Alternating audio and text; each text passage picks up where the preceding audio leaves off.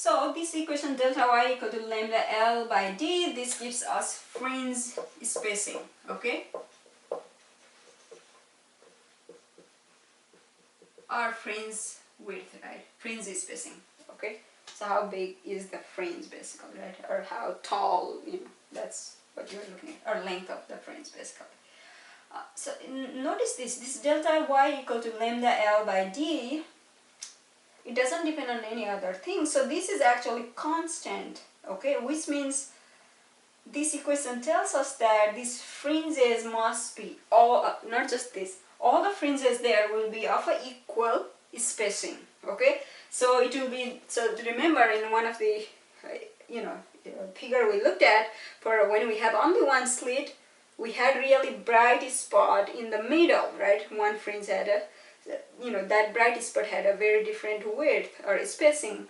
But in the case of a double slit experiment, each fringe have an equal spacing, okay? So this is important.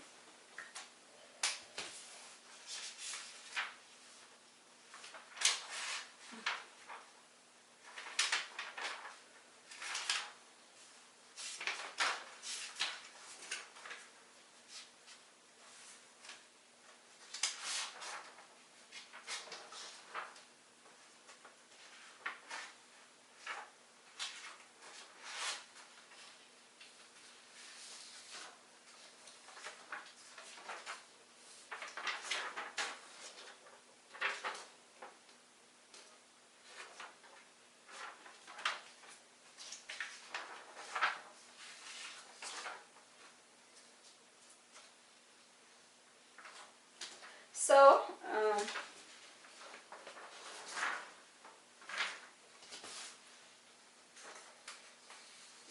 let's do it.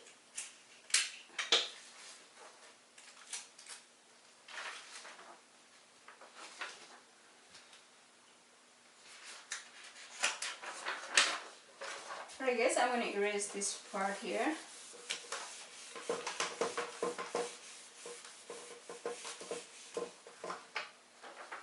So how do you expect the double slit interference pattern to change with the color? Let's say from red color of the light producing like red color, we switch it to green color. How do you think the double slit interference pattern would change?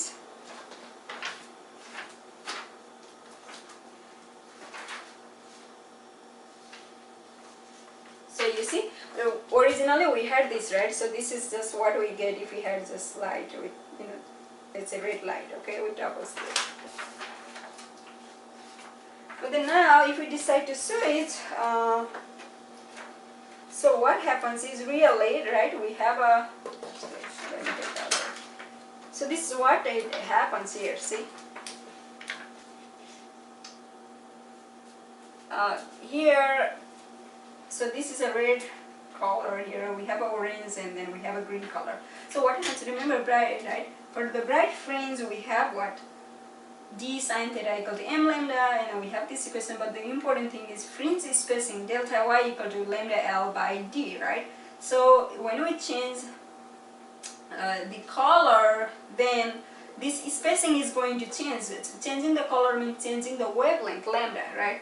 So the bigger wavelength, like for example red light has a longer wavelength than the green light, okay? Which means this fringe spacing for red light will be greater than the fringe spacing for green light. So this is here, right? You can see for the same light, see these fringe spacing are much bigger, but then for green light it's kind of tiny, okay?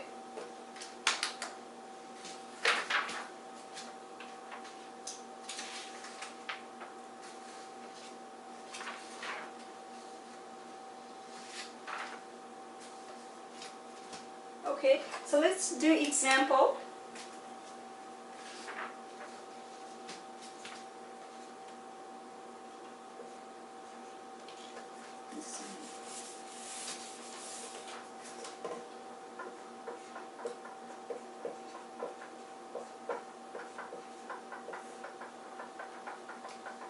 I'm going to write this one here, okay, so you can see.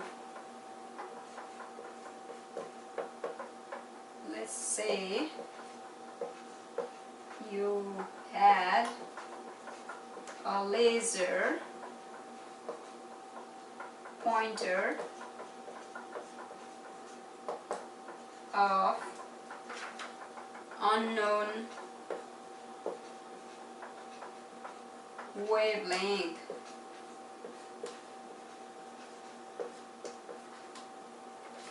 and a double slit with slit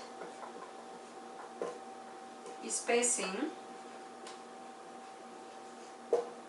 0.2 millimeter apart. If you place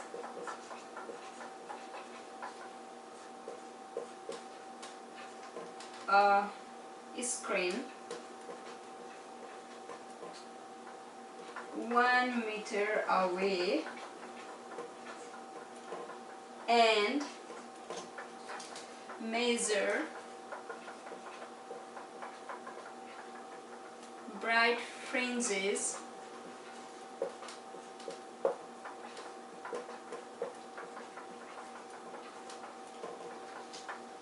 at the following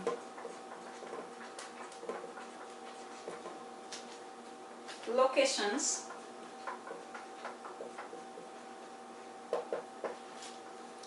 determine the wavelength of the source.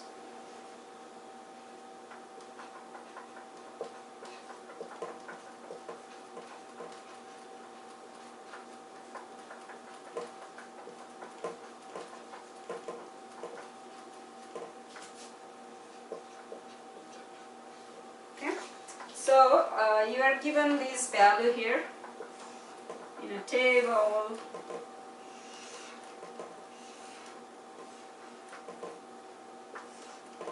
This is a value for m, and then you are given ym, okay? And the values are 1, plus minus 1, plus minus 2, plus minus 3. And then ym values are 3.165. They are all given in millimeter here, okay? So millimeter, 6.33 millimeter, and then 9.55 sorry, 9.500 millimeter. Okay, so please find the wavelength for this information here. Okay, so please try working on this. Spend a couple of minutes and see if you can do it.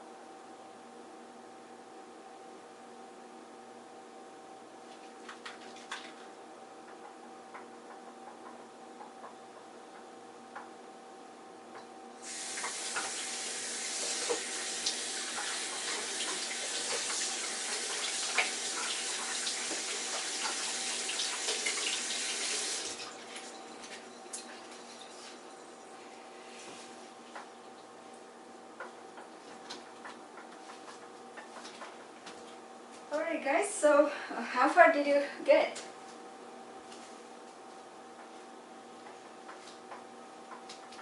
Okay, so I have to erase this.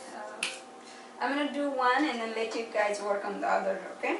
So let us see. So the import, we don't know the wavelength, double slit, so just like in every physics problem, we have to write down all the information given to us, okay? So let us say we don't need this part here.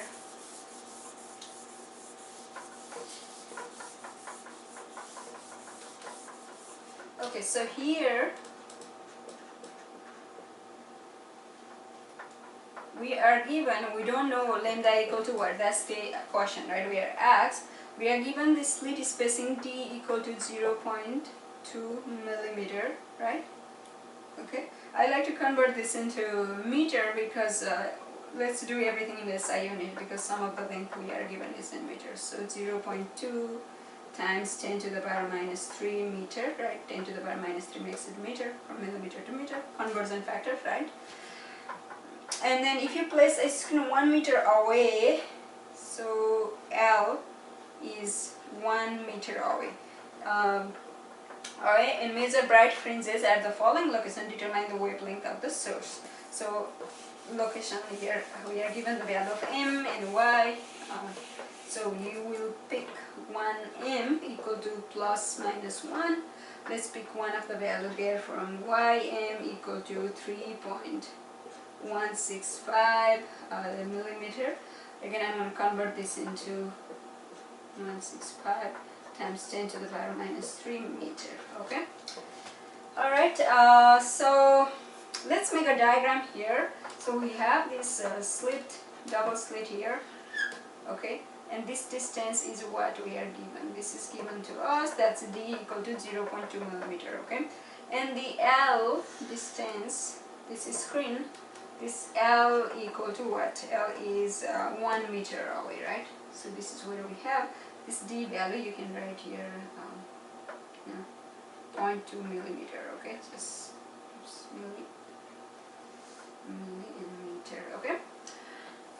And then we are asked. So we know if we go, this corresponds to m equal to 0, right? And then m equal to 1 would be somewhere around here.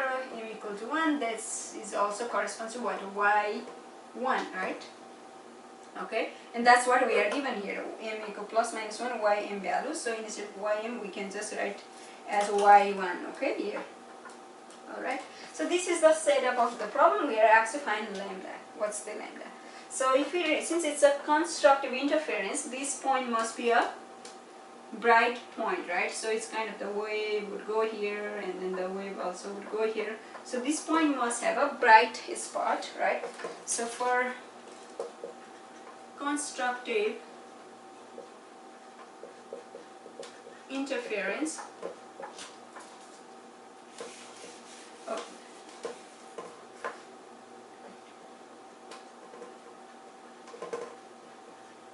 really bright, you can just write that for bright fringe, okay?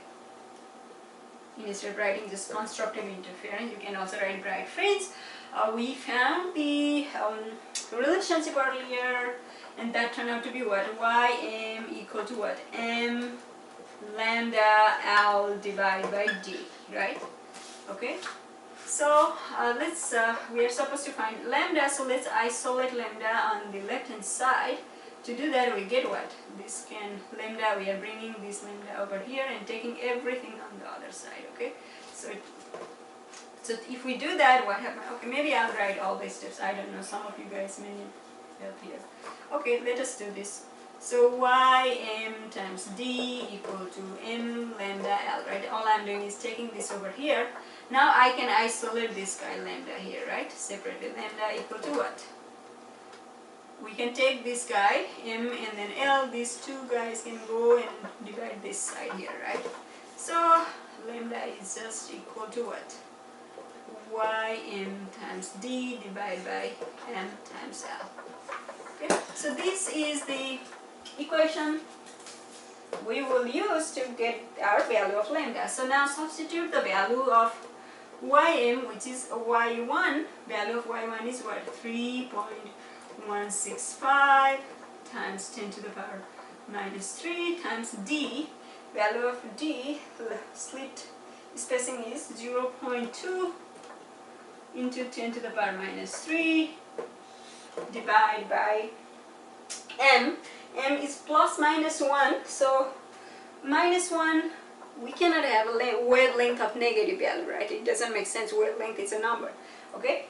So wavelength, but then that just means, negative means if it is below this, m equal to 0, we call that m equal to minus 1, right? So point here will be, at the same distance as this guy here, m equal to 1, but then it's below this m equal to 0, then it will be m equal to minus 1, okay? So we don't really need to do for negative value. If you get just the value for, positive value of m, if you get the value of lambda, wavelength for positive value of m, that's something you can use for both plus and minus 1, okay? So we are just going to write m equal to 1 times L is 1 meter. So if you do this calculation, what do you get, guys? Punch this in a calculator and see what you get.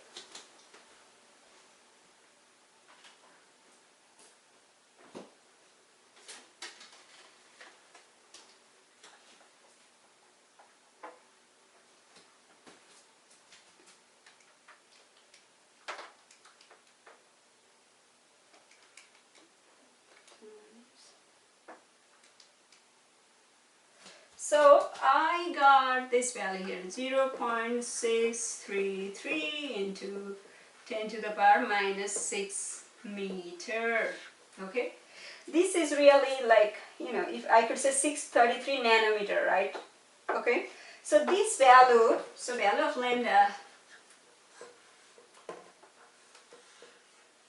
this is close to 633 nanometer, okay? Meaning, so 633, remember like we looked at in the electromagnetic spectrum in one of the lectures, few days, in few lectures back, the wavelength of the red light is what, about 700 nanometer, right? So this is closer to that. I mean, let's see. So maybe this is probably like between orange and red light, okay? So that's the wavelength of the light. Okay, so this is done for m equal to plus minus 1. For the other value of, m, please try right now and then work. And then compare your, value of wavelength, okay? So please go ahead and try. I'm going to leave you guys work on this for another 10 minutes or so. So make sure you get the answer for other two.